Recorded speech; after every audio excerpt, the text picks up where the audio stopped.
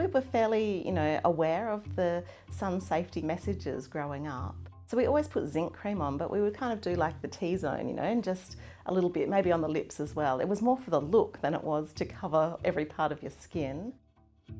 I do remember a few summers where, I still thought it was cool to get a bit of a tan. The first skin cancer I had, I was 19. I've had so many since then that I've lost count. The damage has already been done in my childhood and adolescence.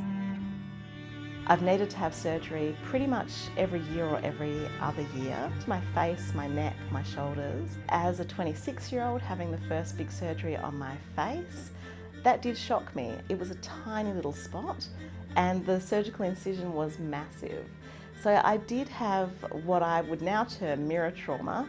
This is quite a common experience of being really shocked when I looked in the mirror after that surgery.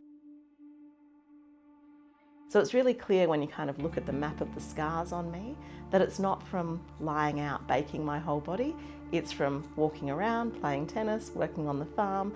Everything's kind of head and neck and shoulders. The tip of my nose has been reconstructed. There's lots of scars in my hairline and through my forehead. This right eyebrow has been removed twice. My upper lip's been reconstructed a couple of times. Then in 2018 was the biggest.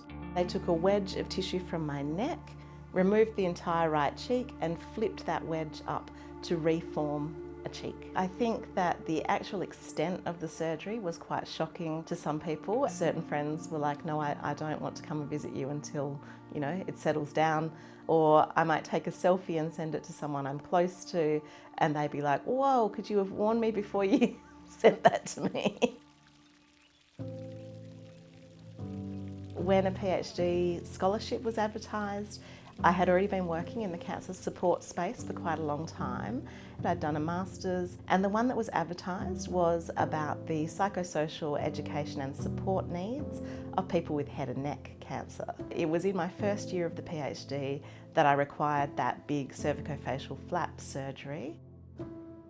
I was back out in the field interviewing participants with head and neck cancer while I still had really visible surgical scarring. So my positionality changed to being more or less an insider in the topic that I was researching. Some of them talked about that shock of coming out of surgery and seeing themselves in the mirror. They talked about the fact that their health professionals, although they were exemplary in every way, didn't prepare them for the fact that their appearance would change. You probably won't go back to a public-facing role in your work. Some people had their palates rebuilt and they couldn't articulate and speak in the same way that they had done before. We change behaviour because we don't like suffering.